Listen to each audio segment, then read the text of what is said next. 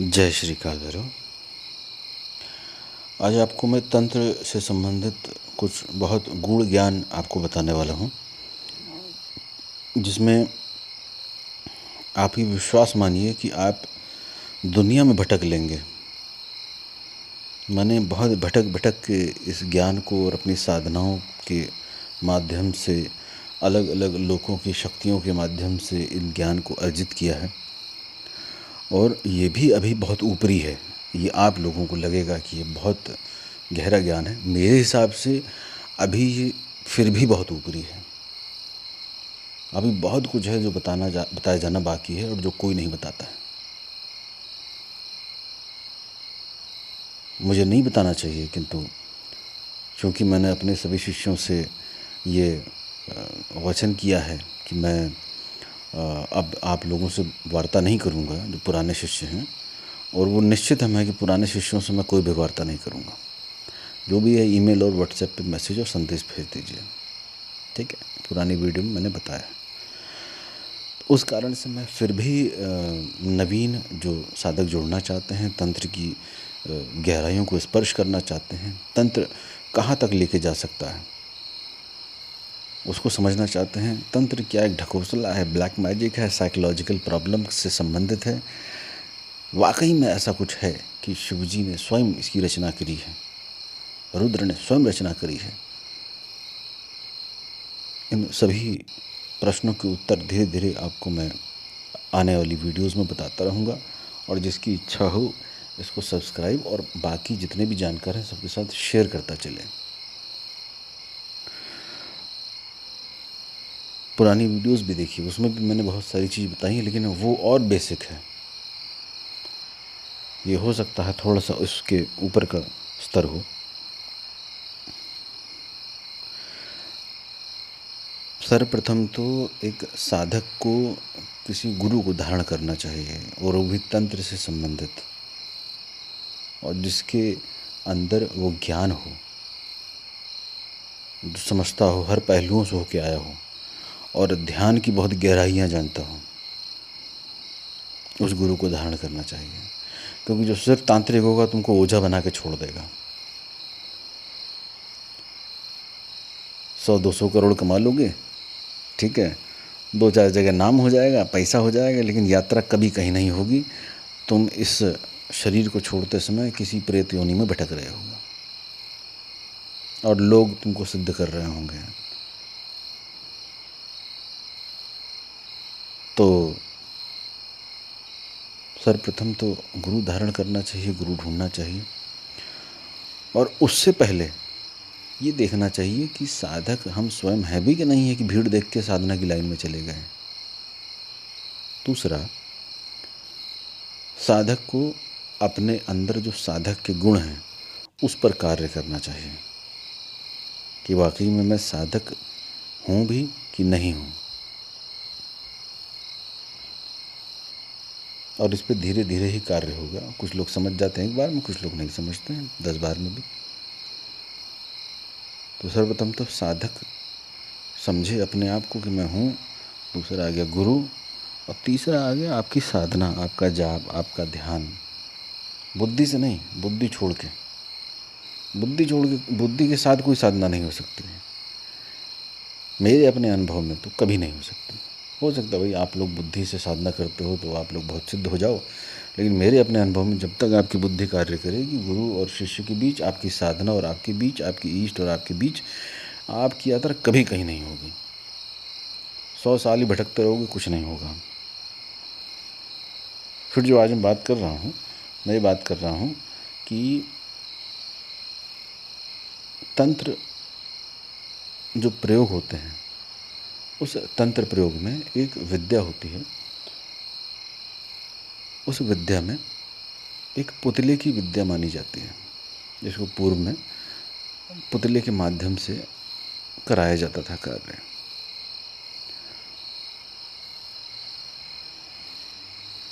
तो हमारे एक नागा गुरु जी थे। नागा गुरु जी ने हमको बहुत कठिन परीक्षा ली, खूब बेइज्जत किया। हालांकि मैं कभी भी जब ध्यान की साधनाओं में रहा शुरू से ही, तो इज्जत बेइज्जत और अमान अपमान और मेरे को लूट लिया, बर्बाद कर दिया, इस प्रकार की चीज़ों से बहुत ऊपर उठ चुका था। क्योंकि मुझे पता था कि गुरु का क्या खेल होता है, कहाँ वो तोड़ता है, और मैं टूटने के लिए तैयार था। तो उन नागा बाबा का जिक्र मैं आज इसलिए कर रहा हूँ क्योंकि उनसे संबंधित मैंने एक साधना, नागा बाबा से संबंधित साधना जो है, अपने एक शिष्य हैं गोविंद जी, उनको मैंने करानी शुरू कराई है, जो वहाँ से मुझे मिली थी। तो अब ये मेरे को विचार आया कि मैं उनकी ही बताई हुई एक पुतले से संबंधित साधना के बारे में मैं कुछ साझा करूं। तो उसमें ये तंत्र प्रयोगों के अंतर्गत आता है।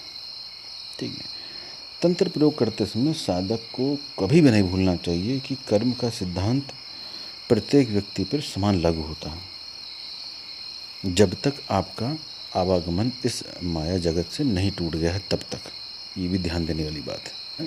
कर्म का सिद्धांत उस व्यक्ति पर कार्य करेगा जो अपना इस जगत से नाता नहीं तोड़ पाया है। तो कोई भी तंत्र प्रयोग करते समय ये सदैव ध्यान रहे कि तुम ये सोच लो कि अगर मैं उसकी खटिया खड़ी कर दूं, मैं उसको ऐसे कर दूं, वैसे कर दूं, वशीकरण कर दूं, मोहन कर दूं, तुम इस ध्यान करके रखना कि कर्म सिद्धांत सदैव तुम्हें फेरे लगवाएगा।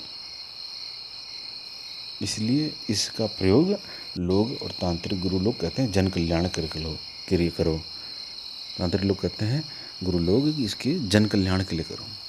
ये भी एक बहुत आधी अधूरी बात है। जन कल्याण के लिए भी एक बहुत बड़ा अहंकार कार्य कर रहा होता है। अरे मेरे जो है आगे पीछे लोग घूमे, आपने कर दिया, तो वो भी जन कल्याण नहीं माना जाता है जब तक आप अवेलेबल होते हैं बीच में करने वाले। क्योंकि आप कर रहे हो ये तो आपको पता ही है। ठीक है, आपने किसी का उतारा कर दिया है, किसी को कष्ट में थे आपने दूर कर दिया, तो आपको भीतर ये भाव बना ही रहेगा कि मैंने किया।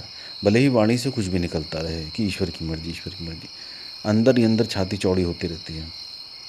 मैंने कर दिया, देख लिया, मैंने फाड़ दिया, ये कर दिया, मैंने वो कर दिया, ऐसे ये आदमी बोलता रहता है। ठीक है, तो तंत्र ग्रंथों में जैसे षटकर्म की चर्चा की जाती है, ठीक है, तो उनके जो प्रयोग हैं वो आपके अपने विकारों से नहीं चलने चाहिए। ठीक है, मैं हमेशा साधक को भगवान भैरव की साधना से क्यों शुरू कराता हूँ, यार कोई स्वतंत्र साधना में चला गया, उसको अपने इष्ट के दर्शन हो गए, इससे बड़ी अपॉर्चुनिटी और इससे बड़ी साधना और इससे बड़ी सिद्धि किसी को क्या हो सकती है। जो एक्चुअल तंत्र साधक हैं उसको इससे बड़ा उपहार क्या चाहिए बताइए। कोई नहीं, कोई गुरु जो पहुंचा हुआ होगा वो ये कहेगा कि इससे बड़ी कोई चीज़ है ही नहीं। षटका में क्या कर लोगे, एक ही आदमी षटकर्म का एक ही अंग अगर सिद्ध कर लेता है तो ही बाबरा हो जाता है, पागल हो जाता है, और वो अपने अंदर के विकारों को उस सिद्धि के माध्यम से सिद्ध करने लगता है। और कई बार ये होता है कि वो जानबूझ के करता है, कई बार उसका मन जो होता है उससे करवाता है, और उसका मन उसको इस भुलावे में भी रखता है कि उसको इस चीज़ का आभास न होने दिया जाए कि ये गलत कार्य कर रहा है। ठीक है, तो आज जो मैं बात कर रहा हूँ आप लोगों से जो नागा बाबा से, जो मैंने जो गुरु थे हमारे, उनसे मैंने जो साधना उनके सानिध्य में सीखी थी, उसके बारे में मैं आपसे चर्चा कर रहा हूँ कि पुतले की साधना इतनी आसान लगती है लेकिन उतनी आसान होती नहीं, क्योंकि वो साधना वैसे होती नहीं कि कोई भी पुतला बना के और किसी का फ़ोटो चिपका के किसी का नाम लेके और उस पर सुई चुबो दे तो आदमी घुस जाए, ऐसा होगा ही नहीं।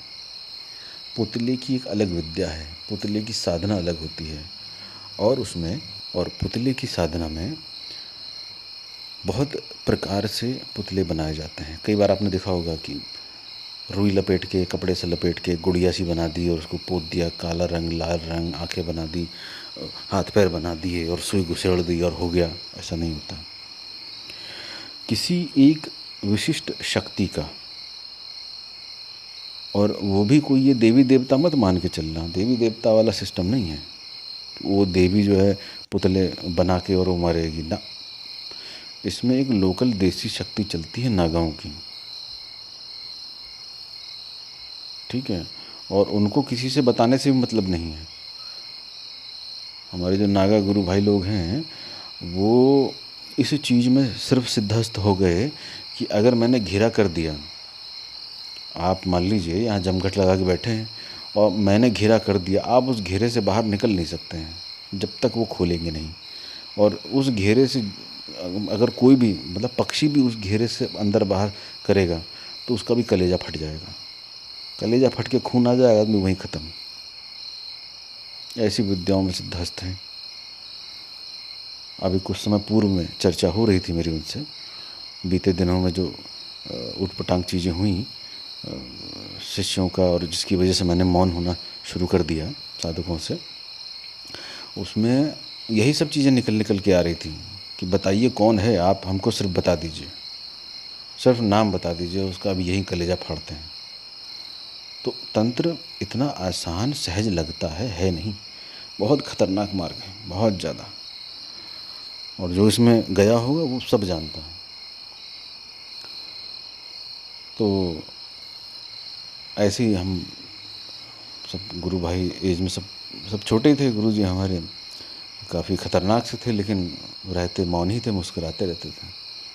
तो उन्होंने जो है मेरी साधनाओं से प्रसन्न होकर, मेरी पूर्व की साधनाओं से प्रसन्न होकर, और उनके साथ मेरे पूर्व जन्म की भी यात्राएं थीं, तो वो भी उन्होंने बताया हुआ था, मैंने भी देखा हुआ था। तो उन्होंने जब मुझे नदी किनारा था और बैठे हुए थे, सब लोग आपस में चर्चा कर रहे थे, ज्ञान चर्चा कर रहे थे, तो उन्होंने सीधे जो है मेरे को खड़ा किया कि तेरे को अगर पुतले को सिद्ध करने के लिए कोई विद्या दूं तो तू एक काम करेगा। तो मैं उनकी किसी भी बात को मैं ना तो बोल ही नहीं सकता था, कभी नहीं बोला मैंने किसी चीज़ के लिए, हाँ ही बोलता था। और फिर उसमें भी लग जाता था सारी दुनिया छोड़ के, तो घर बार तो छोड़ छाड़ के भटकता ही रहता था।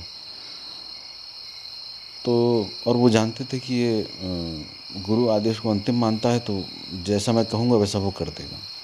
बाकी लोग जैसे ही आदेश आता था वैसे दिमाग चलाने लगते थे कि कैसे करें, मैं कर डालता था तुरंत। तो उन्होंने मुझे चुना, उन्होंने कहा कि देखो ऐसा है कि ये शमशान जो सामने जल रहा है वहाँ पे रह के तुमको ये करना है, और मात्र 1 दिन का काम है, 1 रात का, 1 घंटे का। तो मैं समझ नहीं पाया कि ऐसी कौन सी साधना है, ऐसी कौन सी सिद्धि है जो 1 घंटे में, 1 ही रात में ये करा देंगे। तो उस समय तो मैं 40-40 दिन, 3-3 महीने की साधनाओं में करता था, 6-6 महीने एक साधना में 6-6 महीने करता था। ऐसी साधनाओं को मैं करता हुआ चल रहा था। उस समय मुझे नहीं पता था कि ऐसे भी कोई 1 आध दिन की साधना किसी गुरु के कृपा से हो जाती है। वो तो अब मैं जब अपने शिष्यों को, अभी जैसे मैं आपको बता दूं, यहाँ कर्णपिशाचिनी के 3 साधक मेरे अंडर में साधना कर रहे हैं। तो आज रात्रि को जो है उनको एक विशिष्ट क्रिया से मल खिलाया जाएगा, ठीक है, वो सिद्धि सीधे जो है दे दी जाएगी। तो अब तो वो उन चीज़ों में खेलता हूँ कि कैसे किसको क्या दिया जा सकता है। उस समय नहीं मेरी उतनी जानकारी थी, तो मैं सीख ही रहा था। तो उन्होंने ऐसे ही बोला कि भाई 1 घंटे की साधना है, ऐसे करके रात को 1 से 2 बैठना है बस। तो उसके और भी कुछ बहुत सारे नियम थे। तो वो जो पुतला बनाने का विधि विधान था, वो विधान 10 बजे से शुरू हो गया था। रात्रि 10 बजे से उन्होंने कहा कि ये मिट्टी लानी है, ये सामग्री लानी है, और एक छोटी सी उनके पास पुस्तक थी, बहुत पतली सी। उसका उन्होंने कहा कि इसको जो है तुम कॉपी कर लो, कहीं लिख लो। और वो किसी को नहीं देते थे, आप विश्वास नहीं मानेंगे। वो झोले मन की बहुत पुरानी कॉपी थी, हस्तलिखित थी, हाथ की लिखी हुई, और उनके गुरु के गुरु वाली थी। और उसमें कोई संस्कृत नहीं, कोई कुछ नहीं, आप विश्वास नहीं मानेंगे, इतना तीव्र मंत्र था। सिर्फ हिंदी, कुछ अरबी फ़ारसी के शब्द थे, कुछ उधर यूपी के जो है देहाती शब्द चलते हैं, उसका मिक्सचर टाइप था। तो अगर कोई उसको पढ़े और समझने का प्रयास करे, समझ में नहीं आएगा। लेकिन जैसे ही उसको करना शुरू करो तो एनर्जी समझ में आ जाती थी, मिट्टी उछलने लग रही थी। तो उन्होंने कहा इसको जो है अपने पास नोट करो। तो मैंने जो है कॉपी पेन लेके उसको नोट करा। तो मैंने उनसे पूछा कि क्या गुरुदेव मैं पूरा नोट कर लूँ? तो उन्होंने वहीं से फटाक से गाली दी। कहा अभी गाली से मान जाओगे वरना भगा दूंगा हमेशा के लिए। मैं समझ गया। अब हमारी उस प्रकार से नहीं परिपक्वता थी कि मैं उस चीज़ को मैं ये समझ पाऊँ। मुझे लगा कि उन्होंने कहा है कि पूरा ही कर लो। तो उन्होंने फिर पृष्ठ खोल के दिया। मुश्किल तो उसमें 8 या 9 पन्ने रहे होंगे और छोटी सी पुस्तक थी, पूरे ब्राउन हो चुके थे पन्ने, पीले भी नहीं भूरे हो चुके थे। तो इस भाव से भी मैंने सोचा कि इसको पुनः लिख के मैं इनको दे देता हूँ तो इनके पास एक कॉपी रहेगी। तो ये भी मैंने बोला कि इसकी एक कॉपी आपके पास रहेगी। तो उन्होंने कहा ना, ये मेरे साथ ही भस्म होगी और मैं ही नष्ट करूँगा। जो मैंने दे दिया न तुम उसको दोबारा कहीं लिखोगे, न किसी को बताओगे और न किसी के ऊपर ऐसे प्रयोग करोगे। जब भी प्रयोग करोगे मुझे बुलाना, मैं बताऊँगा कि करना है कि नहीं करना है। तो वो 1-2 बार जब भी मैंने प्रयोग करा तो मुझे खैर आवश्यकता नहीं होती, चीज़ें अपने आप ही होती हैं ऑटोमेटिकली उनकी विशिष्ट कृपा से। तो जब उन्होंने मुझे आदेश दिया तब मैंने वो 2 बार प्रयोग करे और 2 बार बहुत खतरनाक प्रयोग करे। उसके बारे में फिर कभी चर्चा करूँगा। ये जब उनसे मैं लिख के ले गया छोटे से कागज़ में, बस मंत्र ही था और कुछ नहीं, विधान उन्होंने ऐसे ही बता दिया था, छोटा सा पर्चा था। तो मेरे ख्याल से 4 लाइन का वो मंत्र था और उन्होंने मुझे ये कहा कि अब आप 10 बजे से इसको प्रॉपर बनाएंगे, ठीक है? तो उसमें मैं आपको थोड़ी सी जानकारी दे देता हूँ और इसकी जो की है, उसकी जो कुंजी है वो मैं नहीं बताऊँगा यहाँ पर, ठीक है? तो कुंजी क्या है, एक तो उसका मंत्र है वो कुंजी है, दूसरा मंत्र है दूसरा कुंजी ये है कि उसको विधि को प्रॉपर जब पुतला हो जाएगा करने के बाद एक चीज़ करी जाती है, वो चीज़ मैं इसमें नहीं बताऊंगा वीडियो में, ठीक है? तो क्या होता है कि इन पुतले की विद्या के माध्यम से आप किसी को भी बीमार कर सकते हैं, किसी को भी खून की उल्टी करवा सकते हैं, किसी को भी खून की पेचिश करवा सकते हैं, किसी का भी हार्ट फेल करवा सकते हैं, किसी को भी कोई भी किसी भी प्रकार की बीमारी लगवा सकते हैं। और जो आजकल की वर्तमान बीमारियों के नाम हैं, वो बीमारी के नाम उस मंत्र के और उस विधान के माध्यम से बीमारी के नाम नहीं हैं। उन बीमारी का एक प्रेत होता है जो उस विशिष्ट शक्ति के साथ चलता है। जो वो गुरुदेव नागा बाबा द्वारा दी गई जो विधि थी उसकी एक विशिष्ट देसी शक्ति है जिसके बारे में कहीं प्रचलन नहीं है, कहीं नहीं मिलेगी, ठीक है? कई किताबों में भी नहीं है, कहीं नहीं है और वो गुरु के साथ ही लुप्त हो चुकी है। एक हमारे गुरुदेव हैं, वो एक हमारे गुरु भाई हैं, उन्होंने उन गुरु भाई को और सिखाई थी बस, उसके अलावा और किसी को नहीं। ये वाली विद्या कलेजा फाड़ वाली तो जो है वो वाले तो 3-4 हैं साधक जिनमें कलेजा, मतलब वहाँ उन्होंने बंधन करा और ऐसा भी है कि वहाँ बैठे बैठे उस एरिया का अगर उनको बता दिया जाए तो वहीं से बैठे बैठे बंधन कर देंगे तो वहाँ से कलेजा फट जाता है। ऐसी विद्या भी है, लोगों को पता नहीं है। मेरे पास बहुत मैसेज आते हैं इस तरीके से करवा दीजिए करवा दीजिए, मैं करवाता नहीं क्योंकि मैं जानता हूँ ना ये कलियुगी साधक कैसे हैं। और वो मैंने 5 जो टॉप के सोचे हैं उनके लिए मैं निर्धारित कर रहा हूँ, सबके लिए मैं 1-2 लोगों को तो मैंने निश्चित कर लिया है क्योंकि उनकी मैंने इतने बरसों में इतने कठिनाई से परीक्षा ली है कि उनको मैंने सेलेक्ट कर लिया है 2 लोगों को। तो बाकी 3 लोग होंगे, 5 लोग टोटल में, उसमें से और फ़िल्टर करता चला जाऊँगा और निखारता चला जाऊँगा। मैं किसी को बताता नहीं ये सब चीज़ें क्योंकि बताने से क्या है कि एक तो क्षीण होती है, दूसरा क्या है कि जो साधक हैं आजकल के वर्तमान में वो अपने विकारों के माध्यम से उसको विद्या का तो अपमान करते ही करते हैं, गुरु का भी करते हैं, गुरु मंडली का करते हैं, उस विद्या का अपमान है, उस शक्ति का अपमान है और उसका दुरुपयोग है जिसकी वजह से वो व्यक्ति पीड़ित होता है और उसका कर्म सिद्धांत के हिसाब से इस व्यक्ति का भी नरकगामी बनता है, ये व्यक्ति भी नरकगामी बनता है। तो 10 बजे से मैंने क्रिया करनी शुरू करी। अब वो क्रिया करने का क्या होता है कि शमशान के बीचों बीच जहाँ चिताएं जल रही हों वहाँ बैठ के करनी होती है, जहाँ चारों तरफ प्रेतात्माएं भटक रही हों उस समय, ठीक है? तो उस जो वो हमारी शक्ति है, उस शक्ति का उदय ही उस समय होता है जब ये शमशान में चारों तरफ चिताएं जल रही हों और आप बैठ के उस मंत्र का जाप कर रहे हो। तो जब मैंने प्रथम बार ही उस मंत्र का जाप करना शुरू करा, वो 10 बजे से मैं विधान करता रहा नदी किनारे बैठ के, और उसके बाद वो सामग्री लेके जैसे ही मैं वहाँ चिता के चारों तरफ जल रही थी बीच में बैठा, तो उसमें सिर्फ अपना एक लंगोट थी और कुछ नहीं था, भस्म लगा के बैठा हुआ था मैं। तो वहाँ पे जब मैं उसको मंत्र को मैंने एक बार करा, तो वहाँ पे जो पुतला मैंने सामने रखा था उसके नीचे की मिट्टी, आसपास की मिट्टी ऐसे उछाल मारने लगी थी।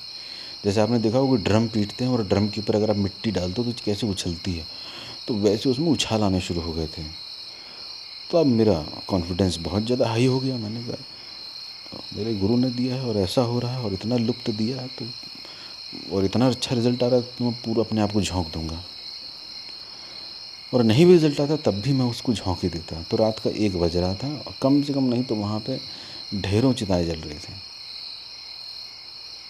उसके बाद मंत्र जाप धीरे धीरे धीरे धीरे बढ़ता चला गया। तो जो चारों तरफ की जो अग्नियाँ जल रही थी चिताओं की, कुछ शांत थी, कुछ की तेज थी, कुछ एकदम अंगारे हो गए थे, वो सारी अग्नियाँ बहुत तेज़ भड़क गईं। जैसे ज़मीन उछल रही थी वैसे वो आकाश को छूने के लिए आतुर। और जो पुतला था उस पुतले के जो उसमें द्रव्य और उसमें चीज़ें मिलाई हुई थी, वो चीज़ों की स्मेल आनी शुरू हो गई बहुत गंदी। और उन स्मेल के साथ साथ इधर चिताओं की जो अग्निकांड हो रहा था उसमें तो थोड़ा सा मुझे लगा कि पता नहीं मैं सही कर रहा हूँ कि नहीं कर रहा हूँ। तो फिर मैंने पुनः अपने नागा गुरु को याद करा और मैंने उनको याद करते ही मेरे सामने प्रत्यक्ष आ गए और हंसने लगे। और जैसे वो थम्स अप वाला होता है वो ऐसे अंगूठा दिखाया, फिर वो चले गए वापस, क्योंकि वो उस तरफ दूसरी नदी की उस तरफ सामने बैठे हुए थे शिष्यों के साथ। तो अब इधर जो है मैंने जब ये करा तो 1 से 2 का समय दिया गया था। धीरे धीरे करते करते करते करते करते करते जितनी चिताएं चल रही थी सबके जो प्रेत थे वहीं सामने खड़े हो गए। और जब सामने खड़े हो गए तो वो साक्षात दिख रहे थे। ऐसा नहीं कि धुआं दिख रहा हो, परछाई दिख रही हो, खुली आँख से सामने दिख रहे थे। और इधर उधर सब जो आसपास के लोग थे जो चिता में थे और इधर उधर काम करने वाले थे, कोई दारूबाज था, कोई कुछ था, कोई बाबा था, कोई गोरी था, वो सब चारों तरफ चल रहे हैं। लेकिन वो जितने प्रेत थे अगर उनको मैं काउंट करूँ तो कम से कम 15-20 से ऊपर ही प्रेत रहे होंगे, और सब एक से एक खतरनाक। उनमें से अगर एक भी कोई अगर चला जाए किसी के ऊपर तो वो मार ही डाले किसी को। तो खैर ये आधा घंटा ही बीता होगा, स्मेल इत्यादि वो सब बहुत कुछ होने लगा। फिर उनके लिए जो भोग वोग रखा था तो उसमें भोग में जैसे कुछ 5 प्रकार की मिष्ठान रखे हुए थे, ठीक है, 5 प्रकार की धूप रखी हुई थी, करीब 11 प्रकार की चीज़ें जो ऐसी थीं जो ऐसे मार्केट में और पंसारी की दुकान में, पूजा की शॉप में मिलती नहीं हैं। वो वहीं आदिवासी और बीहड़ लोग जब इकट्ठा करते हैं उसमें से निकल के आती हैं। कुछ नख था, कुछ एक अजीब सी चीज़ थी जिसका नाम मुझे अभी भी नहीं पता है।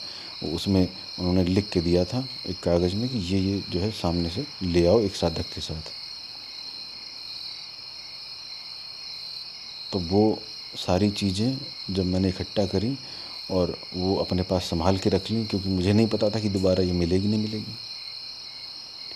तो वो झोला सोचो तब से लेके आज भी मेरे पास ऐसे ही रखा हुआ है, जिसमें वो मंत्र का कागज़ और वो छोटी छोटी चीज़ें जो उसमें, मतलब उसमें वो सामग्री में आपको पूरी की पूरी नहीं झोंकनी थी, कुछ ऐसी गोली बनानी थी, उसमें हल्का सा घिसना होता है बस उसको। तो वो गोली किसकी बनती है पूरी बात स्पष्ट करते हुए नहीं चलूँगा ना, कि आधा आधा बताना है मुझे, पूरा बताने की आज्ञा भी नहीं है। तो वो गोली बना के उसमें घिसना था। फिर उसके बाद कोयले थे, चिता वाले कोयले थे, तो उनके ऊपर कुछ छींटे मारने थे किसी विशेष द्रव्य के, और वो द्रव्य जो है अभिमंत्रित होता। फिर एक खाट बनानी थी, वो खाट भी किस चीज़ से बनती वो भी एक अलग अलग सिस्टम है। तो इसीलिए ये सारी चीज़ होने में 10 बज के जो 12 साढ़े 12 बजे का टाइम लग गया था, बहुत लंबा वो था। और उसके बाद वो जो कार्य था तो आप सोच सकते हैं कि पुतले से अगर कार्य हो रहा है तो क्या हो रहा होगा, उन्होंने क्या करवाया होगा।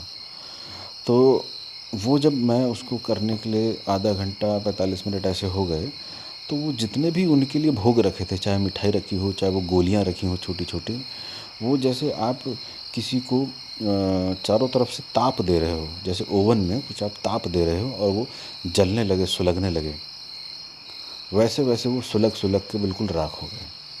और वो जो पुतला रखा था, वो पुतला एकदम एक्टिव हो गया। एक्टिव होने का मतलब जीवंत हो गया बिल्कुल, मंत्र करते-करते। उसमें और भी कुछ करना था, उस पे पुतले पे कुछ चढ़ाना भी रहता है, बीच-बीच में और भी क्रियाएँ रहती हैं, वो सब मैं करता जा रहा था। तो आधा घंटा 45 मिनट होने के बाद उस पुतले के भीतर से एक चीज़ खड़ी हो गई सामने, और जब वो खड़ी हो गई तो चारों तरफ मेरे को प्रेत ने घेर लिया, और अलग-अलग तरह के चेहरे, गंदे-गंदे चेहरे, अनेक-अनेक प्रकार की बदबू, खुशबू तो थी नहीं, अनेक प्रकार की बदबूएँ थीं कि सर भनभना जाए किसी का भी, और वहाँ उल्टी आने लगे उसको। आखिरी का बस 5 मिनट बचा था। उस आखिरी के 5 मिनट में, ठीक 5 मिनट में, 5 से ऊपर नहीं, 5 से पहले नहीं, ठीक 5 मिनट जब होता उस समय वो एक अंतिम क्रिया करनी थी, जिसके बाद वो पुतले के साथ हमको जो करना होता, वो पुतले के साथ जो करते वो उस व्यक्ति के साथ हो जाता जिसका नाम लेके हम ये कर रहे थे। तो आप उस 5 मिनट में सोचिए कि उस अंतिम क्रिया का कितना ज़बरदस्त रोल होगा, जो एक्चुअली में इस क्रिया को ट्रांसफ़र कर देगी, इस तंत्र प्रयोग को ट्रांसफ़र कर देगी। तो फिर उसके बाद जब मैंने वो प्रयोग, अंतिम जो उसका 5 मिनट वाला जो अंतिम प्रयोग था, वो जब मैंने करा तो ठीक 1 घंटे बाद मेरा हाथ अपने आप ही चाकू पर गया, अपने आप गया। मैं नहीं कुछ कर रहा था, मेरा हाथ अपने आप चाकू पर गया। बगल में कुछ चीज़ें थीं, सट सट, और बहुत तेज़ धार चाकू था, सट सट उस पे जो है चला। 5 प्रकार की जो बलि चढ़ा रखी थी उस पे गया। उसके बाद कुछ द्रव्य थे 4 तरह के, चारों तरह के जो द्रव्य थे वो उस पुतले के आसपास रखे हुए थे। तो उसमें से चाकू से ही घोंप दिया, और उससे ही वो सारा द्रव्य उस पुतले पे गया। फिर कुछ किसी का रक्त था, किसी का मांस था। ये सारी चीज़ें जब उस पे चढ़ गईं तो पुतला एकदम एक्टिव हो गया, पूरा सिद्ध हो गया। और वो चाकू जब ये सब कर लिया चाकू ने मेरे हाथ के द्वारा, और वो चाकू गया सीधे उसके पुतले के दिल में। और आप विश्वास नहीं करेंगे, जितने वो प्रेत खड़े थे सब तुरंत के तुरंत भाग गए, उसी 1 सेकंड में तुरंत के तुरंत भाग गए। और मैंने देखा कि वो जो देसी शक्ति थी, उस देसी शक्ति ने मेरा हाथ पकड़ा हुआ है, और उस पुतले के सीने पे खंजर भोंक रखा है, और वहाँ से ब्लड निकल रहा है। रक्त निकलने वाली घटना तो मैंने और भी देखी, मैंने कई बार प्रयोग किया है, तो उसका मतलब सिर्फ पुतले का ही नहीं, और भी दूसरे प्रयोग किए हैं। तो रक्त निकलने वाली घटना तो मैंने बहुत देखी। किसी की गर्दन पे जैसे मैंने प्रयोग चलाया तो एक दूसरे अस्त्र से, तांत्रिक अस्त्र होता है, उस अस्त्र को बना के जब उस पे चलाया जाता है, उस पुतले पे या किसी और चीज़ पे, तो उसका गला कट जाता है। तो उसका जो ब्लड निकल रहा होता है वो यहाँ पुतले पे या उस विशिष्ट चीज़ पे निकल रहा होता है। तो उसके छाती से जो है फव्वारे फूट रहे थे, जैसे वाकई में असली व्यक्ति को मारा जा रहा हो।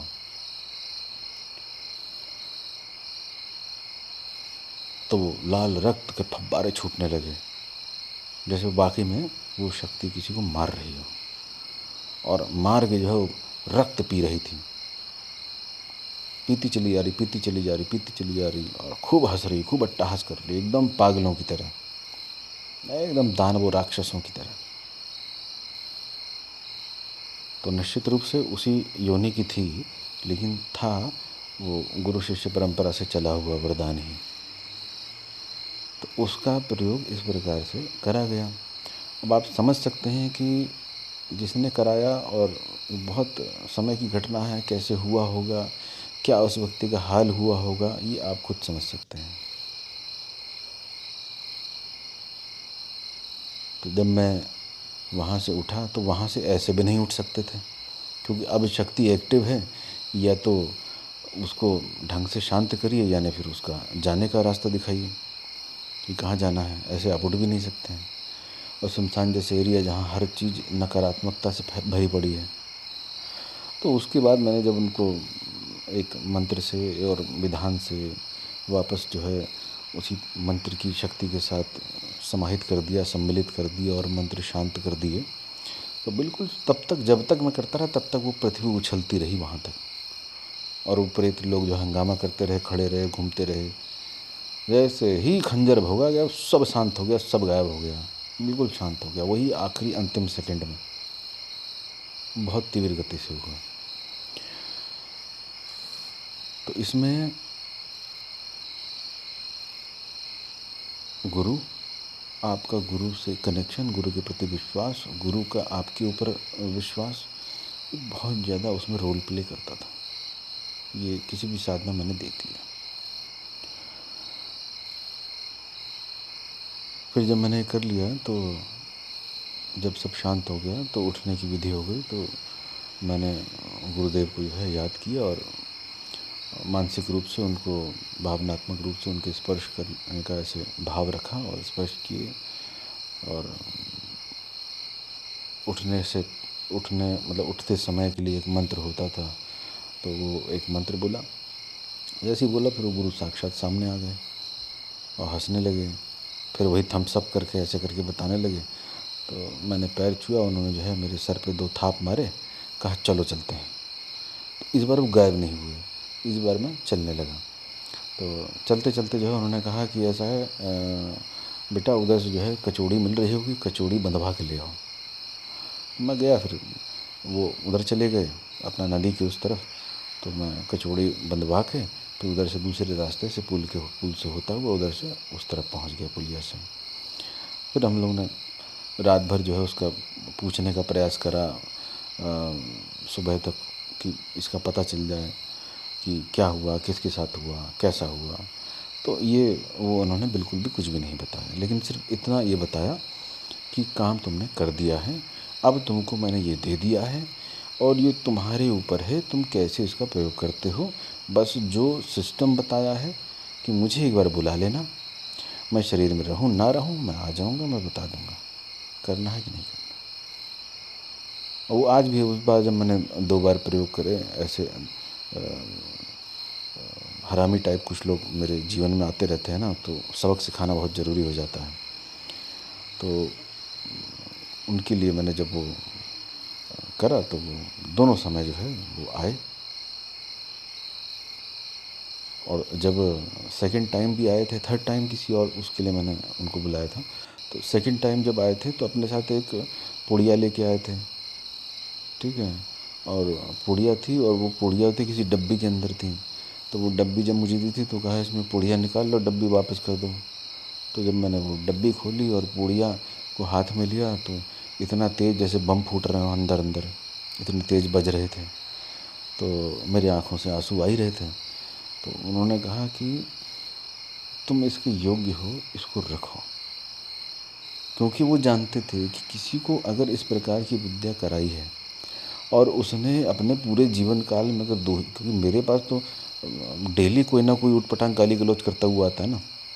वो तो मेरी अपनी समझ है कि मैं कितना बैलेंस करके चलता हूँ डेली। मतलब मेरे तो साधक भी, मेरे तो शिष्य भी मेरे से ऊटपटांग गाली गलौज करते हैं ना, उसके बावजूद मैं कुछ नहीं करता हूँ।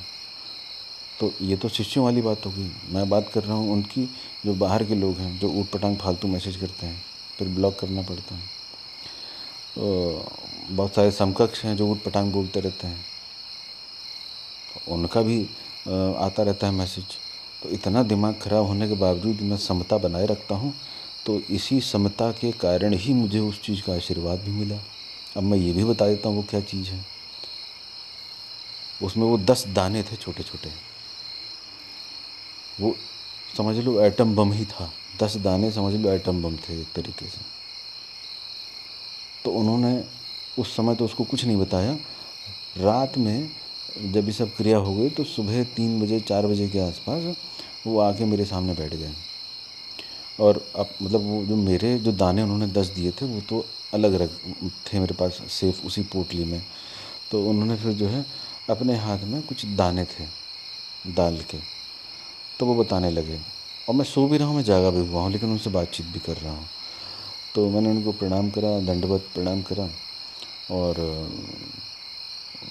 मतलब मैं किसी भी गुरु की तरफ तो देखने की हिम्मत हुई नहीं कभी, तो मैं हमेशा चरण ही देखता था। तो चरणों को देखते देखते ही मैंने उनसे बात करी कि गुरुदेव ये क्या है दाल के दाने। तो वो हंसने लगे, क्या नहीं बेटा दाल के दाने नहीं हैं, ये किसी विशिष्ट शक्ति के द्वारा दिए हुए दाने हैं, जिसको मैंने तुमको दिए हैं 10 दाने। और ये तुम्हारे किसी एक शिष्य के हाथ में जाने चाहिए, जिसको तुमने पूरे जीवन में परख लिया हो और अंतिम समय हो, उस समय तुम उसको देना, तभी ये उसको मिलेंगे। वरना तुम मरे रहेगे, बॉडी पड़ी रहेगी, तो उसके लिए दाल के दाने ही हैं। तो ये जब अपने हाथ से दोगे किसी को तो ही ये चलेंगे, वरना नहीं चलेंगे। दूसरा, ये दाने मुझे किसी शक्ति से मिले थे, ये मैंने संभाल के रखे थे, ये मैंने कहीं छुपा के रखे थे, किसी को देने का था लेकिन नहीं हो पाया, क्योंकि उनकी जो नागा गुरु थे तो उनकी मृत्यु अचानक सहसा हो गई थी। उनको तो पता ही रहा होगा, लेकिन वो लेटे हुए थे, जैसे विष्णु मुद्रा होती है ऐसे लेटे हुए थे मुस्कुराते हुए, और वैसे ही चले गए। तो मैं तो खैर उस समय था नहीं, लेकिन ये गुरु भाइयों द्वारा जो है ये बताया गया कि ऐसे ऐसे हुआ। तो बहुत रोना आया उस समय कि एक मेरा मैं जिसका अंश था वो लुप्त हो गया। तो खैर मेरे को उन्होंने विद्या बताई हुई थी कि कैसे गुरु से संपर्क किया जाता है जब शरीर छूट जाता है, कैसे बातचीत करी जाती है।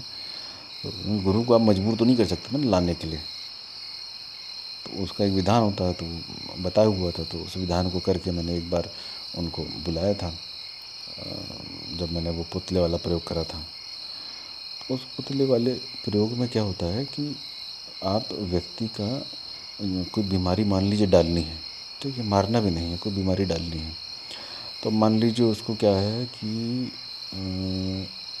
सबसे बड़ी क्या प्रॉब्लम है पेट की, तो आपको पेट खराब करना है, आंतें खराब करनी है, तो क्या धीरे धीरे वो ख़त्म ही हो जाएगा। तो आपने मान लीजिए उस पेट की बीमारी देने वाला एक प्रेत होता है, ठीक है। वो जो शक्ति होती है जब वो उठती है तो अपने साथ उस प्रेत को लेके आती है, और वो ये तो अपना रक्त पान कर लेती है, वो जो काम करती है वो वाला प्रेत करता है साथ में, कि उसको जो है भेज देती है और वो कांड कर देता है त्वरित गति से। और उसका कोई इलाज भी नहीं होता, ये भी आप समझ लीजिए। डॉक्टर इलाज करता रहेगा ज़िंदगी भर, लीवर का, हार्ट का, वो कभी कुछ नहीं होगा, कुछ नहीं पता चलता उसका। और बाबाओं का और इन सब का, घोड़ियों का कुछ भी सिस्टम नहीं चलता उसके आगे, कोई भी नहीं ठीक कर सकता उसको। मतलब उसको जाना ही जाना है, चाहे स्लो चाहे सडन, कैसे भी। तो वो जो दाने थे, वो उन्होंने जो है एक जो छोटा सा दाना था जिसको मैं दाल का दाना बोल रहा था, उन्होंने पहले मेरे पे मारा। जब मेरे पे मारा तब मैं उसकी पावर समझ गया। तो मेरे पे उन्होंने सिर्फ दाना मारा, कुछ बोल के नहीं मारा। तो वो एक प्रैक्टिकल, मतलब आप किसी को चाकू मारोगे आपको पता नहीं चलेगा ना, जब आपको चाकू लगेगा तो आपको पता चलेगा एक्चुअली में चाकू कैसे लगता है, कितना दर्द देता है, कितना भय देता है, कितना कष्ट दे देता है, खून निकलता है, कहाँ अंदर तक फाड़ता हुआ जाता है। तो पहले उन्होंने मेरे मारा। मेरा गुरु मार रहा है तो मेरे को थोड़ा ना कुछ होगा, मार भी देगा तो क्या है, जान से मार देगा। गुरु तो क्या है, वही गुरु के हाथों मारा जाए, मुक्ति, उससे बड़ी कोई चीज़ नहीं है। तो फिर उन्होंने कहा कि कैसा लगा। मैंने बताया अपना अनुभव, इतना ख़तरनाक जो अनुभव था। तो उन्होंने कहा बस तुमको ये एक शब्द बोलना है, और उसको उस व्यक्ति पर नहीं मारना है, उस व्यक्ति को याद करके ज़मीन पे पटक देना है। वो जो दाना है वो वहीं समाप्त हो जाएगा, लेकिन वो बंदा वहाँ पे मायाहीन हो जाएगा। मायाहीन मतलब ये जो माया है जगत की, ये जगत से हीन हो जाएगा, लुप्त हो जाएगा, प्राणहीन हो जाएगा। इससे खतरनाक चीज़, इससे ज़बरदस्त चीज़ अभी तक इस पृथ्वी पर किसी के पास नहीं है। वो मैंने तेरे को दी है, और तेरे को इसलिए दी है क्योंकि तेरे साथ के गुरु भाई कितना तेरा मजाक उड़ाते थे, कितना तेरा उपहास करते थे, तेरे खिलाफ़ कितनी पॉलिटिक्स करते थे, और मैं देखता रहता था कि तेरे अंदर वो कोई भी दुर्भावना पैदा नहीं कर पा रहे थे। एक तो होता है विचार पे आ रही है, विचार पे आप पॉलिटिक्स खेल रहे हैं, उसका मैं ऐसा करूँगा, उसका वैसा करूँगा, गुरु को ये बताऊँगा। ये तो बहुत गिरी हुए साधक की क्वालिटी होती है कि उसके दिमाग में चल रही है चीज़ें। एक होता है कि आपके खिलाफ़ बहुत सारे हों और आपके अंदर वो दुर्भावना उठ ही नहीं पा रही है, मतलब है ही नहीं, बेस में नहीं है, वो क्लियर हो चुकी है। तो जब मैंने तेरे को देखा कि तेरे अंदर कोई दुर्भावना उठ भी नहीं रही है, तो सब पीता हुआ स्वीकार करता हुआ जा रहा है, क्योंकि तेरे को आगे बढ़ने का है, तेरे को इस समय फंसने का नहीं है। तो तेरे को नहीं फंसने का है, इसीलिए तू लायक है, इसीलिए मैं अपने इतने सारे शिष्यों में अकेले तेरे को दे रहा हूँ। और वो गायब हो गए। उनकी मर्जी, जब आना है आए, जब जाना है जाए। और अभी भी मैं आपको बता दूं, अभी भी जब ये बात कर रहा हूँ, अभी भी साक्षात मेरे सामने वो बार बार आ रहे हैं और मुस्कुरा रहे हैं, रोंगटे खड़े कर दे रहे हैं। इतना ऊर्जावान, इतना रोमांचित करने वाला अनुभव।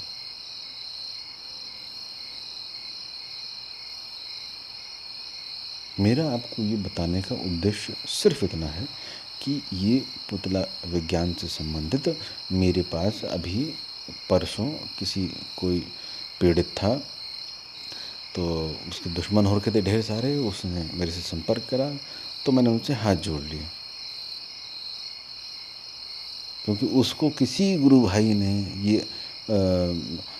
ये बोल के भेजा कि उनके पास चले जाइए और उनसे संपर्क कर लीजिए, उनको फ़ोन कर लीजिए, नंबर है, वो ये काम करते हैं, ये बेस्ट रहेगा आपके लिए। तो मैंने हाथ जोड़ लिए, मैंने कहा प्रभु मेरे को आज्ञा नहीं है, मेरे से आप दूर रहिए, ये मेरे अपने पर्सनल यूज़ की चीज़ है, मैं अपने व्यक्तिगत रूप से यूज़ करता हूँ, दंड देने के लिए, मायाहीन करने के लिए। तो बस इतनी सी बात थी कि आप लोगों को इसके बारे में अवगत कराना था। वो बात मैं भी भूल चुका था, बहुत समय पुरानी बात है, तो अचानक से उन्होंने वो चीज़ रिवाइव करवा दी और पुराने उसमें चला गया मैं। तो बहुत आशीर्वाद भी बहे गुरुदेव को याद करके कि किस प्रकार से वो ज्ञान देते थे, किस प्रकार से समझाते थे साधकों को, और साधक नहीं समझते थे। और नहीं है तो किसी को कोई फ़र्क थोड़ा ना पड़ रहा है, लेकिन मुझे पता है कि एक्चुअली में किसको कितना फ़र्क पड़ रहा है। क्योंकि गुरु आपके शरीर में होता है तो साधक गण कभी वैल्यू नहीं करते हैं, कभी वैल्यू नहीं करते हैं। जब चला जाता है तब उसकी मूर्ति और फ़ोटो लगा के आरती करते हैं, ये मुझे पता है, क्योंकि मैंने अपने कुछ गुरुओं को पाने के बाद खोया है, शरीर उनके शांत हुए हैं, इसलिए मुझे वो बहुत ज़्यादा अंदर वेदना है, बहुत ज़्यादा कष्ट है उस चीज़ का कि सामने वो बता सकता था। और आज मुझे इस चीज़ का भी वो है कि वो जो उनकी पुस्तक थी कि वो चाहते तो वो और भी बता सकते थे उसमें, जैसे कलेजा फाड़ विद्या है। अब वो कलेजा फाड़ विद्या मुझे ऐसा नहीं मुझे चाहिए, मुझे कलेजे फाड़ना है दुनिया भर के, इसलिए नहीं। एक लुप्त थी विद्या और उसको किसी को दिया जा सकता था आगे, ताकि वो चले। विद्या वैसे भी कभी जाती नहीं है। और हालांकि मुझे इतना पता है कि अभी तो मैं एक बहुत बड़ी दिव्य शक्ति को मैं उतार के सामने एक पुस्तक लिख रहा हूँ, तो ये सब गुरुओं के आशीर्वाद है और इष्ट भैरवनाथ की कृपा है, पितरों का आशीर्वाद है, और मेरे अपने स्वयं की तपस्या का फल है कि मैं ऐसे स्तर पे लेके आया गया इन सब के द्वारा कि मैं आज उस परम चेतना को उतार कर सामने विराजमान, सामने आसन दे के उनके निर्देशन से उस पुस्तक को लिख रहा हूँ। तो वो पुस्तक भी, एक पुस्तक तैयार हो चुकी है, वो आएगी आपके सामने। वो पुस्तक मैंने अपने एक शिष्य को दी थी, तो वो उसमें करेक्शन के लिए, तो वो उसका पढ़ते पढ़ते ही ध्यान लगना शुरू हो गया। फिर एक शिष्य को और दी थी, 2 शिष्यों को दे चुका था, उनको तो कुछ भी नहीं हुआ। ठीक है, हुआ भी होगा तो उन्होंने बताया नहीं मुझे। ये तीसरा शिष्य बताया। एक चौथे शिष्य को और दिया था मैंने बीच में। तो उसने जब पढ़ना शुरू करा तो कह रहा, गुरुजी मैं एक लाइन पढ़ता हूँ तो मैं इतना खो जाता हूँ कि मुझे ही ध्यान लगना शुरू हो जाता है, मेरा सब करेक्शन का पॉइंट ही छूट जाता है। तो इसका मतलब वो जो पुस्तक है उसको ध्यान की पुस्तक बोला जा सकता है। यानी कि आप उसको अगर पढ़ेंगे तो ही ध्यान लगना शुरू हो जाएगा। वो ऐसी पुस्तक बन गई है। दूसरी पुस्तक है वो भैरवनाथ जी के ऊपर लिखी जा रही है। वो काफ़ी समय से मैं लिख रहा हूँ, मेरे ख्याल से 4 साल से 5 साल से ऊपर हो गया। और उसमें ऐसी गूढ़ चीज़ें हैं, इतनी ऐसी ऐसी चीज़ें बताई हैं कि वो एक समझ लीजिए पूरा विकिपीडिया है भैरव जी के ऊपर। तो अब जब इतनी बड़ी चीज़ बन रही है तो समय लगेगा। तीसरा, ये जो मैं पुस्तक अभी लिख रहा हूँ उस परम में लीन चेतना को उतार के, ये एक बहुत बड़ी ऊर्जा की बात है, बहुत बड़े साहस की बात है। और मैं हमेशा से इस प्रकार की चीज़ों को, क्रिएटिव चीज़ों को करने का हमेशा उत्साही रहा हूँ कि ऐसा कुछ करना चाहिए। तो वो पुस्तक भी आएगी समय आने पर। तो उसमें वर्तमान समय में जो ज्योतियाँ उस परमात्मा के अंग प्रत्यंग में टिमटिमा रही हैं, वहाँ से वो क्या संदेश देना चाह रहे हैं। ऐसे तो आपके पास संदेश आएगा नहीं, देना तो चाह ही रही हैं, वो तो अमृत बरस ही रहा है। लेकिन उसको किस प्रकार से उन संदेशों को शाब्दिक रूप दिया जाए, और ऐसा शाब्दिक रूप दिया जाए कि वर्तमान के जो कलयुगी शिष्य हैं उनके बुद्धि में घुस सके बात, वहाँ तक इंटरप्रेट किया जा सके। क्योंकि सीधे बताओगे तो सीधे तो हज़ारों लोग बता रहे हैं, किसकी समझ में आ रही है। सीधे तो कृष्ण ने भी अर्जुन को बता दिया, हज़ारों लोग गीता ही बांट रहे हैं चौराहे पे खड़े होकर, और श्यामा श्यामा श्यामा आन मिलो श्यामा, राधा राधा राधा, कृष्ण कृष्ण चिल्लाए पड़े हैं, लेकिन कोई भी कृष्ण नहीं हो पा रहा है। कपाट खुल रहे हैं, बंद हो रहे हैं, करोड़ों का व्यापार चल रहा है, लेकिन एक्चुअली में कृष्ण कोई नहीं हो रहा। एंजॉय बड़ा मज़ा आता है चिल्लाने में, उछलने कूदने में, लेकिन कोई कृष्ण नहीं हो रहा। अब इन लोगों को सही बात बताओ तो ये आपको गोली मार देंगे, ये इनकी प्रॉब्लम है। तो इसलिए उस पुस्तक से कैसे इंटरप्रेट करके, कैसे ट्रांसलेट करके उन ध्वनियों को आपके शब्दों तक लाया जा सके जो आपकी बुद्धि में घुस सके, आपके विचारों के ऊपर से छलांग लगा के आपके अंदर जा सके, ऐसी मैं व्यवस्था कर रहा हूँ। इसमें बहुत मेहनत लग रही है। ये ऐसा इतना आसान नहीं है कि सामने गणेश जी बैठ गए, सामने ऋषि मुनि बैठ गए, लो भैया लिख दिया, ऐसा नहीं। बहुत मेहनत है, बहुत ऊर्जा है।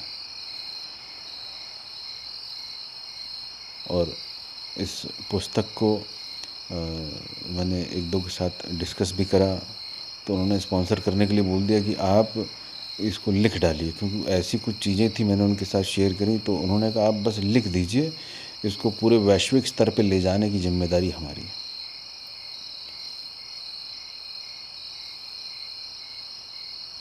लेकिन मुझे प्रॉब्लम ये हो रही है कि मैं जो सामने जो कलयुगी शिष्य बैठे हैं उनके अहंकार, उनके विचार, उनकी वासनाएं, उनके विकार, उनकी मनोदशाएं, उनकी भावदशाएं, उनके जो अंडरस्टैंडिंग्स हैं और उनकी जो मान्यताएं हैं, उसके ऊपर से छलांग लगवा के उनको कैसे समझाऊं वहाँ तक, ये मैं टेक्निक उसमें डाल रहा हूँ। तो इसलिए थोड़ा समय लग रहा है। बाकी वो डेली आते हैं और डेली उस पर उनके साथ चर्चा होती है और वो बताना शुरू करते हैं। तो मेरा हाथ बस उनके साथ चलता जाता है। जो चल रहा है वो मेरी भी समझ में नहीं आ रहा है, उसके बाद मैं उसको इंटरप्रेट कर रहा हूँ उस जोन में जाके, तब जाके चीज़ें सामने आ रही हैं। और निश्चित रूप से अगर वो आ जाती है किताब, तो बहुत सारे कलयुगी साधकों का भला तो निश्चित है, क्योंकि वो उतरे ही इसी चीज़ के लिए। क्योंकि मेरी वेदना थी। एक दिन मैं ऐसे ही अशुद्धार से बैठा हुआ एकांत में अपने कमरे में, बहुत परेशान कि इन साधकों को आचार्य जी ने बता दिया, रमन ने बता दिया, गोपी किशन ने बता दिया, पप्पा जी ने बता दिया, सब ने बता दिया, यू जी ने बता दिया, सब अपने अपने तरीके से बता के जा रहे हैं। लेकिन इन गधों को साले को समझ में नहीं आ रहा है क्या चक्कर है। मतलब मैं तो अपने शिष्यों को भी देखता हूँ ना, मतलब मैं अपने शिष्यों को बताता हूँ सबसे बड़े गधे तो मेरे ही शिष्य हैं, और उनसे बड़ा गधा मैं हूँ जो मैंने उनको शिष्य बनाया है। सबसे बड़ी मूर्खता तो मेरी ही है। तो उनको जो मैं समझाना चाहता हूँ, उनकी बुद्धि कहाँ जाती है। तो ये प्रैक्टिकली मैं देखता हूँ कि किस प्रकार के कष्ट से मैं गुजर रहा हूँ। कोई एक व्यक्ति आपको आश्रम के लिए बोलता है कि गुरुजी आश्रम बना लीजिए, साधकों का भला हो जाएगा, मैं इतना आपको दान करता हूँ, और जब बन जाता है तब वो कहता है मेरे को पैसे वापस लाओ। एक साधक प्रचार प्रसार का काम करता है और वो देखता है गुरुजी सही कार्य कर रहे हैं, उसको कोई 10 साल पुराना साधक कह देता है कि ये तो पाखंडी बाबा है, तो वो कहता है कि मैंने इतने करोड़ों रुपए दे दिए।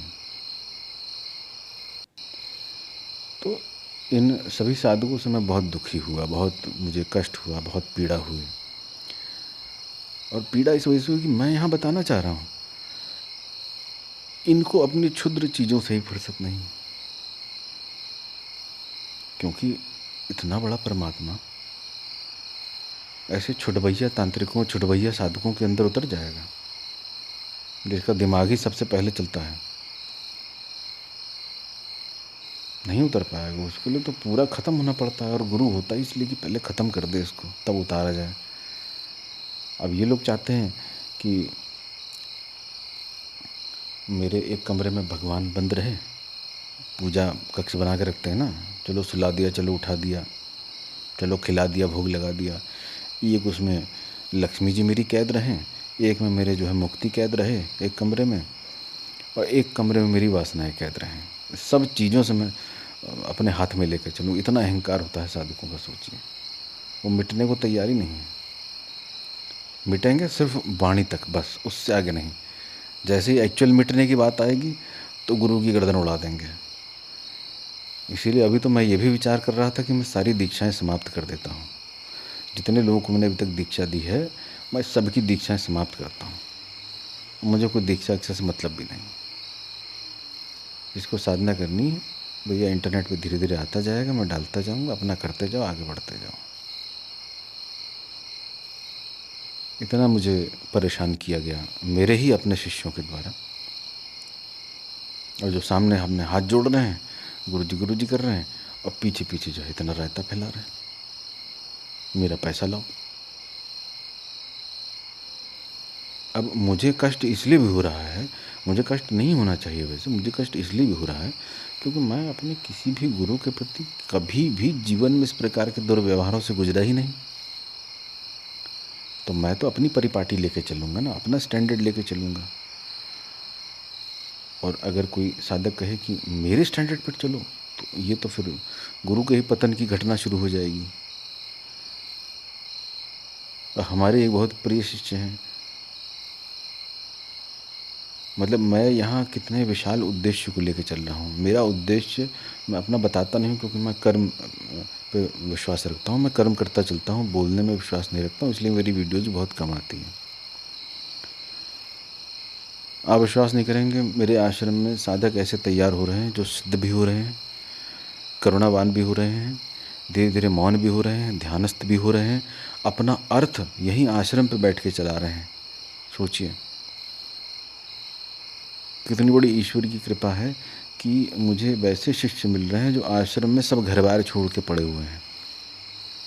उनको कोई चिंता नहीं है अपने भविष्य की, अब मेरे पास मकान होगा नहीं होगा, करियर होगा नहीं होगा, बीवी बच्चा होगा नहीं होगा। कितना प्रेम में डूबे होंगे, सोचिए कितनी पराकाष्ठा होगी अभी तक। तो फिलहाल ऐसा ही है उनके साथ, क्योंकि उनके भी मन नहीं मरे हैं ना। जब तक मन नहीं मरा तो मन तो कभी भी भटका देगा। और आपको मैं एक चीज़ और बताता हूँ, मेरे ऐसे बहुत सारे मित्र और भाई टाइप लोग थे उस समय साधना काल के, जो आज ये दावा करते फिरते हैं लोगों को। वो मतलब मुझसे दिखवाते थे, मुझसे कहते थे आपका बड़ा जोर है। वो आज मेरे जो ये फर्जी टाइप शिष्य ना, 4-5-6 जो ऊट पटांग शिष्य जिनको भगा दिया, इन शिष्यों को बताते हुए फिर रहे हैं कि ये हमारा शिष्य है। अब मेरे पास कोई एक शिष्य आ रहा है, वो कहता है गुरुजी हमें तो यही नहीं समझ में आता कि आपके गुरुजी कौन है। मैंने क्यों, क्या हुआ? क्या नहीं, 4 लोग तो मुझसे दावा कर चुके हैं कि ये मेरे शिष्य हैं, और आप कहते हैं आपके गुरु भाई हैं। तो आप ये सोचते हैं कि कितना कितना भयानक विकारग्रस्त मन होगा उन साधकों का जो कभी मेरे साथ रहे और आज वो कहीं नहीं है। ये मैं जानता हूँ, ये ऐसा नहीं कि उसने बताया, ये तो शुरू से था, बहुत पहले से। ये जितने मैं, क्योंकि इंटरेस्टेड रहता ही नहीं था लोगों को बताने में, और वो लोगों को बताते रहते थे कि साधकों को भी ऐसे चलो ऐसे चलो। तो वो मुझे भी अपना शिष्य बनाना है, मतलब मेरा गुरु भाई मुझे ही अपना शिष्य बना रहा है।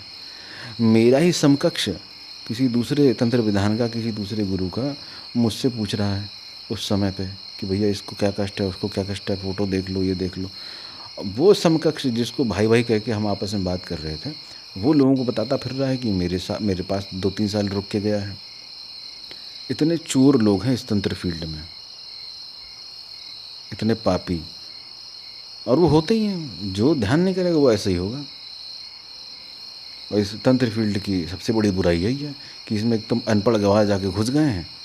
अनपढ़ गवार मतलब मैं ये नहीं बोल रहा हूँ जिसने पीएचडी की डिग्री ले ली। अनपढ़ गवार मतलब जो इस प्रोसेस से गुजरे ही नहीं, जिस प्रोसेस से मैं गुजरा, अपने आप को मारते हुए, अपने अहंकार को मारते हुए, अपनी वासनाओं को तिरोहित करते हुए, हर चीज़ का दमन करते हुए, लुटाते हुए, पीटते हुए। ऐसे ये लोग पहुँचे नहीं, गुरु के पास पहुँचे। जैसे गुरु ने हमको दिया कुछ, चाहे उपहार स्वरूप दिया हो, चाहे किसी स्वरूप दिया हो, हमारा दिमाग खराब हो जाता तो वहीं लट्टे पड़ते हैं हमारे गुरु के, और जान और चली जाती है। इतने खतरनाक गुरु रहे हैं। आज के गुरु, आज के जो कलयुगी चेले हैं, वो साला मेरे पे केस करने के लिए, मेरे पे पुलिस करने के लिए, मेरे को लड़की के चक्कर में फंसाने के लिए, मेरे को पैसे के चक्कर में फंसाने के लिए, ऐसे से, और मैं फिर भी शांत बैठा रहता हूँ। तो ये मेरी जो क्वालिटी है, ये मैं साधकों में डालना चाहता हूँ। अपने जो मेन साधक हैं मेरे, ये एक्चुअली में तपस्वी होता है, ये एक्चुअली साधक होता है। ये वो ओझा तांत्रिक नहीं है जो मेरी पीठ पीछे ऊट पटांग इधर उधर फैलाते रहते हैं।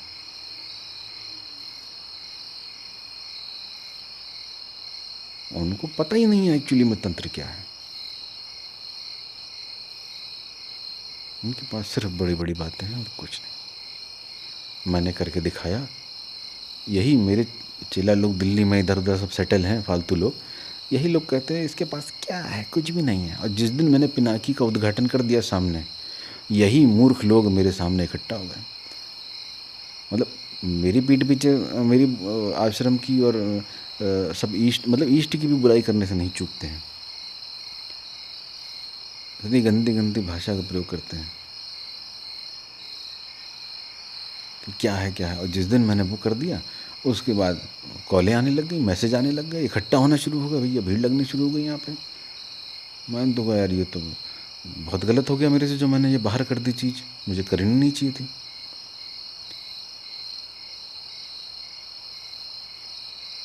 अपने शिष्यों को मैं सिद्ध करके उनको अलग अलग तरीके से आगे कर रहा हूँ। आलोक है, गोविंद है, गोविंद को भी उन्हीं नागा बाबा के द्वारा दी हुई मैं साधना करवा रहा हूँ। और साधना करवा क्या रहा हूँ, मेरे प्रति अगर उनका व्यवहार ठीक है तो वो हो ही गई साधना एक तरीके से, समझ लो, क्योंकि आ तो गुरु की तरफ से ही रहा है।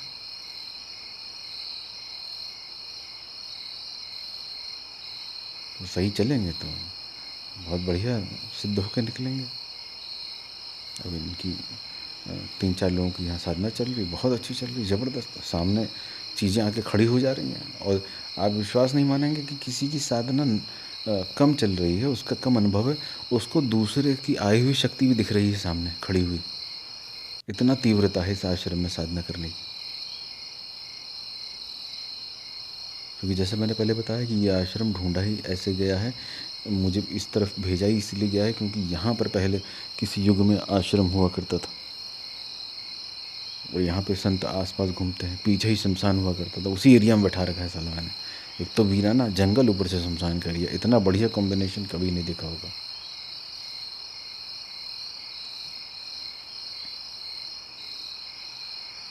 अब ये साधकों के गुण मैं उनके अंदर डालना चाहता हूँ, लेकिन वो नहीं आ रहे हैं। उनको सारी बुराई गुरु में दिखती है। एक नहीं, मैं ये जितने भी प्रपंची साधक होते हैं उन सब की बात कर रहा हूँ।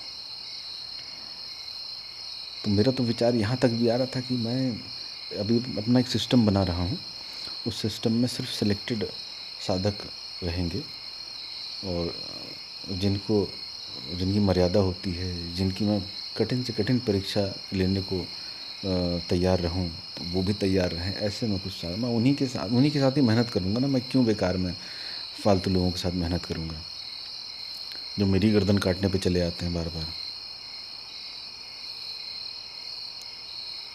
कर कोई कुछ नहीं पाएगा, ये भी बहुत अच्छी बात है कि कर कोई कुछ नहीं पाएगा, क्योंकि उसके करने से पहले यहाँ कांड हो जाएगा।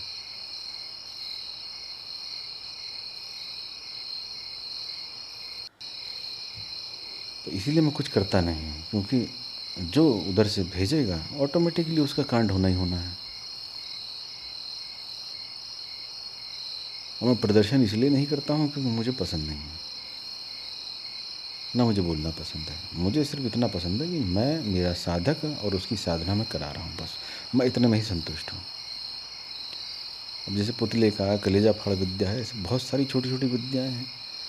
और चूँकि मेरा मारण से स्पेशलाइजेशन रहा है बहुत पहले से, तो मारण और ये पुतले के माध्यम से बीमारी दे देना, है ना, ये सारी चीज़ों मुझे मज़ा आती थी। और गुरु कृपा से जो है मुझे वही सब चीज़ें मैं मिली भी हैं। और मिली भी इसलिए हैं क्योंकि मेरे अंदर वो पागलपन नहीं है कि हाथ में भरी बंदूक दे दी गुरु ने तो उड़ा दिया सारी दुनिया को। तो वो चीज़ हर साधक में मैं देखता हूँ और होनी चाहिए। तो इसीलिए हो सकता है वो पुस्तक, कुछ जो मेरी प्रथम पुस्तक आ रही है, कुछ बदलाव करे। दूसरी जो आएगी वो निश्चित रूप से बहुत बड़ा बदलाव लाएगी। और ये भी हो सकता है कि भाई ना बदलें, तो आचार्य जी के सामने प्रस्तुत होने पे नहीं बदले, उनके बताई हुई बातों को सुन के नहीं कोई बदल रहा है। तो मैंने तो अपने वेबसाइट में रमन और आचार्य और कुछ लोगों के बारे में बोला हुआ है, वो आप पढ़िएगा।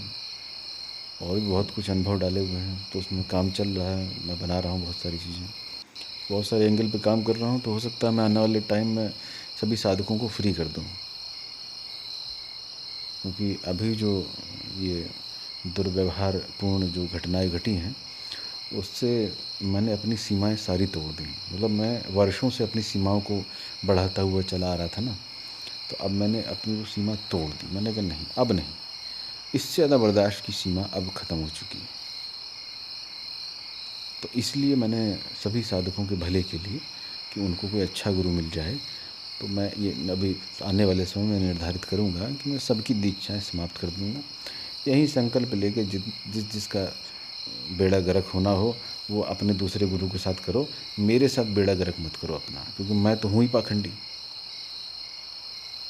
मैं तो तुम्हारी ज़िंदगी बर्बाद कर रहा हूँ।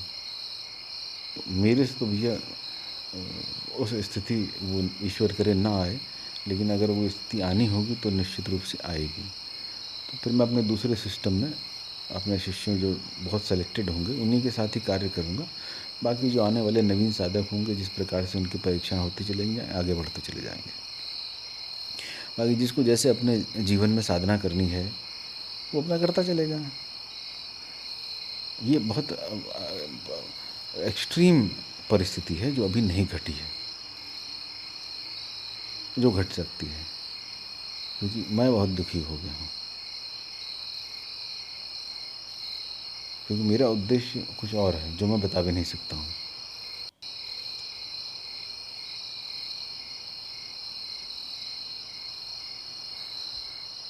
तो आज मैंने आपको बताया पुतला किस प्रकार से क्या कार्य कर सकता है, ठीक है।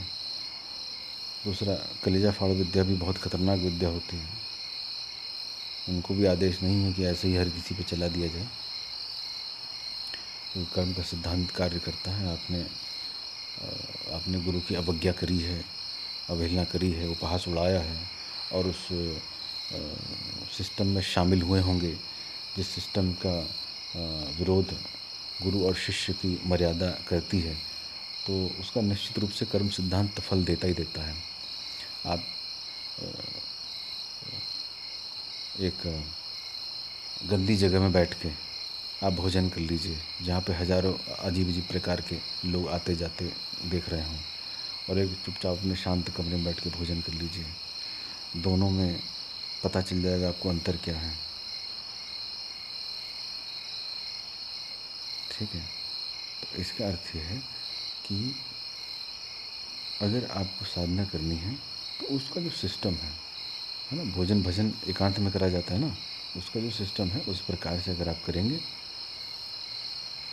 तो आप सही चलेंगे, और नहीं करेंगे तो हर साधक की अपनी गति है। ये निश्चित थोड़ा ना ये हर कोई साधक जो गुरु से जुड़ जाता है, मैं अपनी ही बात नहीं कर रहा हूँ, हर किसी गुरु से जुड़ जाता है उसका मुक्ति निश्चित है। हर कोई जो साधक जुड़ जाता है वो कि हमेशा एकदम टॉप पे चलता चला जाएगा, ऐसे तो नहीं है ना। क्योंकि जो साधक अपने आप को संभालता हुआ ऊपर की यात्रा में बढ़ेगा वो आगे कमाल करता चलेगा, एक एक पैर जमाते हुए। और जो उछलता कूदता, ये भी आप समझ लीजिए, जो ज़्यादा तेज फड़फड़ाता है दिया वो जल्दी बुझ भी जाता है, समझ लीजिए। इसलिए तपस्या साधना का एक प्रोसेस होता है, इतने इतने साल इतनी साधना ऐसे ऐसे करते चलिए। लेकिन अगर किसी को जैसे आजकल हो गया ना कि ये ट्रांसफ़र कर दो, वो दे दो, ऐसी सिद्धि दे दो, पान में दे दो, तो जो इस प्रकार से चलते हैं उस प्रकार से उनका पतन भी उसी प्रकार से होता है। तो सबसे बेस्ट तो यही होता है कि अपनी साधना जिस प्रकार से बताई जाती है उस प्रकार से करा जाए। लेकिन अगर साधक अपनी मन मर्जी से करता है तो उसका रिज़ल्ट भी उसकी अपनी मन मर्जी से ही आएगा, क्योंकि वहाँ पे गुरु नहीं ना बीच में। अब मैं अगर ऐसे करने लगूँ जैसे आजकल के कलयुगी साधक करते हैं, स्पेशली मेरे साधक, बाकी को मैं आक्षेप नहीं लगाता हूँ, हो सकता है बाकी गुरुओं के पास बहुत अच्छे अच्छे साधक हों। अब किसी को मैंने एक साधना बताई, मैं तीव्र ध्यान कराता हूँ, पब्लिक ने इतना इंस्पायर होकर अब घर पे ही करना शुरू कर दिया। ठीक है, मेरे कुछ शिष्य उन्होंने घर पे करना शुरू कर दिया, तो पगलाए जा रहे हैं। एक आश्रम में शिष्य रहते हैं तो उन्होंने करना शुरू कर दिया, मुझे बताया भी नहीं। और मैं हर बार बोलता हूँ भैया घर पे मत करो, उसको अकेले मत करो, किसी के, जब मैं कराऊँ सिर्फ उतना करो। लेकिन उन्होंने डेली कराना शुरू कर दिया तो पगला गए, दिमाग ही खराब हो गया उनका।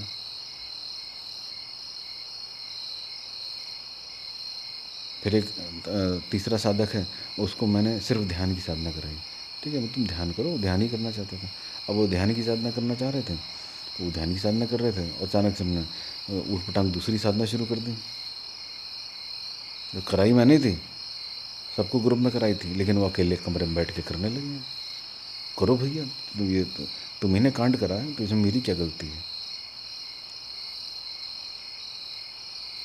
एक चौथे साधक हैं, उनको मैंने कितना समझाया कि भैया शांति से जितना बताया उतनी साधना करो, तुम पागल टाइप आदमी हो, तुमसे नहीं चलेगा। और मंत्र जाप करते रहे, लेकिन कभी किसी मज़ार पे चले गए, चादर चढ़ा दी, कभी किसी के बाबा के पास चले गए, लो बाबा जी सिगरेट पी लो, आशीर्वाद दे दो, मतलब ऐसे ही भटक रहे हैं। आज उनकी विकृत स्थिति है, बिल्कुल पागल हो चुके हैं, बिल्कुल पागल, मतलब वो ठीक होने की भी कगार पे नहीं है। अब मेरे साथ और गाली गलौज करते हैं। अब मैं कहता हूँ भैया मैंने जितना बताया उतना क्यों नहीं करा तुमने। और कहते नहीं आप ही ने करा, आप ही ने करा। मतलब इतना पागल हो चुका है वो, मेरी बात सुनने को भी तैयार नहीं, ना किसी गुरु भाई की। और जितने ये आक्रोश में रहते हैं साधक, ये जितने भी उग्र रहते हैं या जितने भी मानसिक रूप से बैलेंस नहीं रहते हैं, वो उनकी गति निश्चित रूप से नीचे ही जाएगी। अगर वो बैलेंस होकर नहीं चलेंगे तो वो कभी भी किसी भी स्तर पे नहीं पहुंच पाएंगे।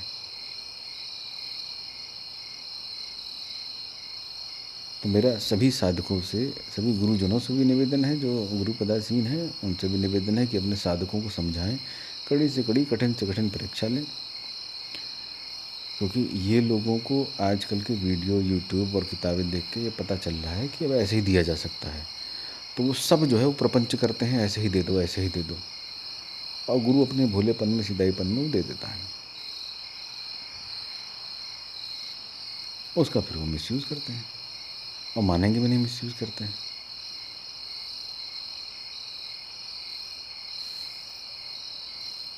तो मैंने तो अपने कई साधकों को सिद्ध करके दिखा दिया कि भाई ऐसे ही मैं दे सकता हूँ, और मान भी गए कि हाँ ऐसे ही दे दिया आपने, हम उससे पहले तो हम जीरो ही थे, हमें तो पता ही नहीं था। इसका मतलब ये नहीं बट रहा है, प्रसाद बट रहा है, सब आके ले लो। अगर विश्वास होता है गुरु पे, तो जैसा गुरु चलाना चाहे वैसा चलना पड़ता है, वो चलना चाहिए। जो ऐसा नहीं चलता है उसकी गति फिर ईश्वर ही निश्चित करता है।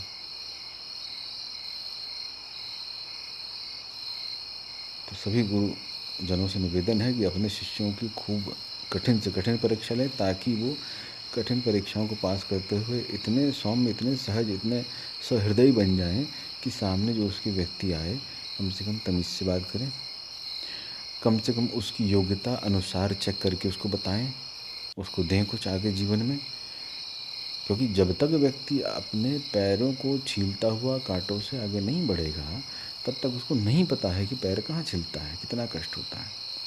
सामने वाला जो व्यक्ति आया है कि लाभ लेने के लिए आया है आपसे, कि सिद्धियां ले ली और भाग गए और दूसरों का उटपटांग कर दिया, या वाकई में ये एक्चुअल साधक है जो ये आगे बढ़ना चाहता है मुक्ति की तरफ। क्योंकि तंत्र कोई ओझागिरी नहीं है, तंत्र कोई भूत प्रेत उतारना नहीं है, सीधी बात है। तंत्र सिर्फ ईश्वर का मार्ग है, और वो मुक्ति की तरफ ले जाता है। कैसे ले जाता है ये मैं जानता हूँ, और अपने साधकों को मैं 5 साधकों को कराऊंगा ही कराऊंगा।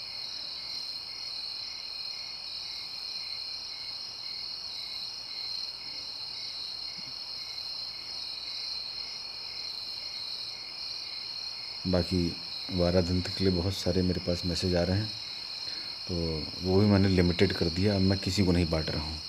बहुत सारे लोगों के मैंने पैसे वापस कर दिए हैं, क्योंकि आपको मतलब मिल जाएगा, सुअर मार के ले लो, लेकिन मेरे से तो कभी नहीं मिलेगा।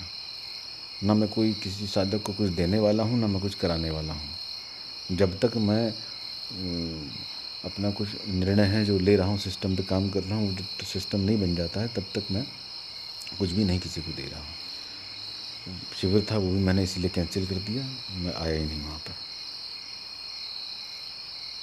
और जिन्होंने वारादंत का बुकिंग कराया हुआ था, उनको भी मैंने बोला है कि अब ये परीक्षा है आपकी, अब ये उत्तीर्ण करिए, उसके बाद ही आपको वारादंत मिलेगा।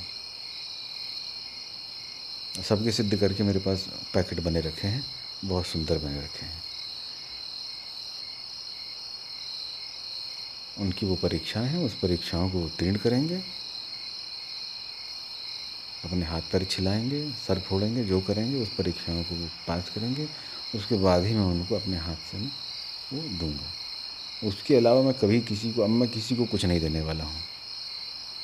चीज़ें मेरे पास बहुत सारी हैं, लेकिन अब मैं किसी को कुछ नहीं दूंगा। जब तक मैं पूरी तरीके से ठोक बजा नहीं लूँगा, तब तक मैं अब किसी को कुछ नहीं दूंगा। क्योंकि 10 साल पुराना साधक भी आपकी पिछवाड़े पे लात मार के, गर्दन पे कटार रख के और ऊटपटांग बातें करके आपको और आश्रम को बदनाम करने का प्रयास कर रहा है। कहाँ रहा शिष्य, कहाँ रही शिष्य और गुरु मर्यादा?